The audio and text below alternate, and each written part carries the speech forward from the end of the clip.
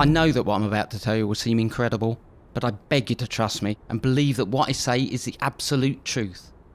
I am a time traveller. No, you're not. It's true. I've come from the future in order to carry out a vital mission. No, you haven't. Let me stop you there, as I can see that you're going to try to repeat what you just said in a different manner. Perhaps explain the concept of what you're doing to me as though an ill-educated child. The thing is, I completely understand what you're trying to tell me. It's just that I know for a fact that it isn't true. No matter what elaborate tale you're about to tell me, perhaps the future is desperate for those plastic eggs you can get out of slot machines, or you've run out of nans or something. The very notion of time travel is nonsense, and I'm sorry to say that if you truly believe you are a time traveller, you're probably in need of some help that is way beyond my personal skills and abilities. Have a lovely evening. What? That's it? You're just going to walk away from knowledge of the most tremendous scientific discovery in the entire history of human civilization? While that may sound like a terrifically foolish thing for me to do from your perspective, I'm afraid that my answer is yes. But I've come back in time to seek you out. No, you haven't. And to tell you that in 5 years' time... Please stop. The world is going to suffer a disaster of global proportions that...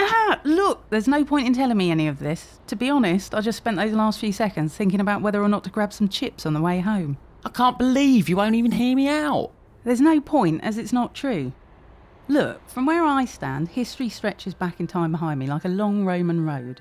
It's well built, stretches a vast distance, and though bits of it may be obscure or forgotten, it's solid and it exists. All human beings, everything in the entire universe has stood on this road at one point in time or another. From where you stand, history stretches behind me like a huge and flexible membrane. It's been cut open and stitched together in awkward, ugly ways, slashed and bent to serve man's will. Frankentime, if you will.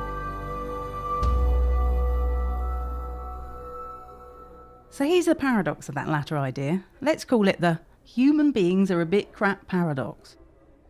If time travel is invented, nothing would stop people from going back and changing things they thought should not happen.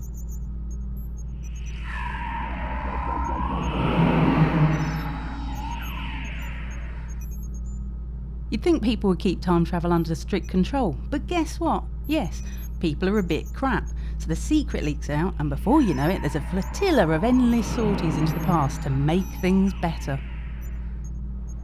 People assassinate all sorts of historical figures. Cleopatra, Darwin, Columbus, Da Vinci, Napoleon. They stop wars, they start wars, they pass on secrets and steal secrets. They invent religions and destroy religions. And history becomes a constantly mutating monster that guarantees just one thing. Progress never happens. The present collapses into a constant and irredeemably corrupted flux. And what this means is that time travel can never be invented. The weaves of our lives, our braided and intricate ancestral blood, mean that one careless change here or there and swathes of invention and intelligence are eradicated.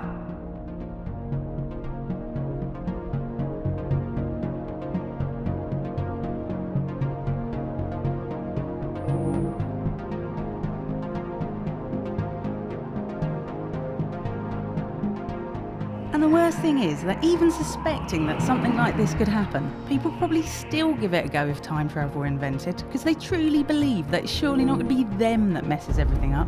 It'd be those other ones. You know, the ones who are wrong about everything. I've upset you, haven't I? I'm sorry.